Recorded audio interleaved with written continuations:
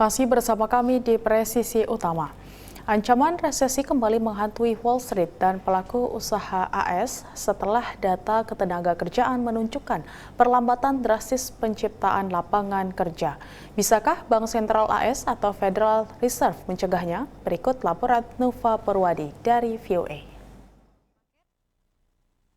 Laporan terbaru dari Departemen Tenaga Kerja Amerika Serikat mengejutkan analis dan pelaku pasar. Segera setelah data ini diterbitkan, harga saham di Wall Street terjun bebas. What we're seeing, though, is that red-hot job market that had sustained this economy for so long is really dramatically cooling off. The pace of hiring has slowed down. Selama Juli hanya tercipta 114.000 lapangan kerja baru, jauh di bawah ekspektasi analis, sementara angka Juni juga direvisi lebih rendah. Semakin kuat desakan bagi Bank Sentral AS atau Federal Reserve untuk menurunkan suku bunga acuan pada pertemuan selanjutnya. There's about 100% certainty on the part of Wall Street that the Fed will hand us our first interest rate cut since the pandemic started at their September meeting.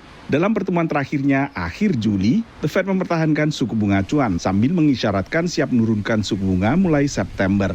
Bila data inflasi terus menunjukkan laju inflasi semakin mendekati targetnya sebesar 2%. Angka pengangguran di Amerika Serikat meningkat ke 4,3%. Ini adalah angka tertinggi sejak akhir 2021.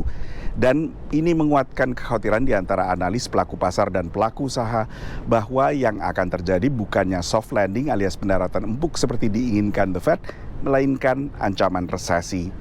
Banyak investor dan analis mengacu pada The Sum Rule, mengacu pada kajian ekonomi Claudia Sum yang memprediksi adanya resesi bila angka pengangguran meningkat secara drastis seperti yang baru terjadi. Yeah, the Sum Rule is just, look, every time there's been a 0.5% increase in the unemployment rate, which is kind of surprising because it doesn't sound like that much, it's been associated with every prior recession.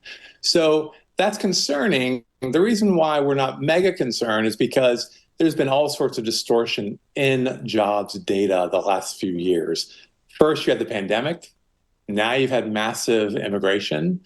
And so it's something that I think is an important data point, and we look at it. But I think it needs to be coupled really with what else is happening in the economy. Sejauh mana the Fed bisa menghindari resesi masih diperdebatkan analis dan pelaku pasar.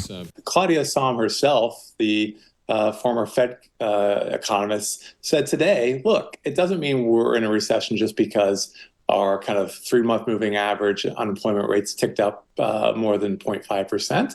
It just means that things are definitely going in the wrong direction. And I would agree with her.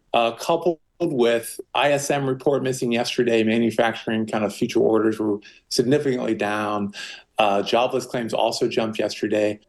Perlambatan penciptaan lapangan kerja juga menguatkan desakan agar the Fed memangkas suku bunga acuan sebesar 50 basis poin pada September.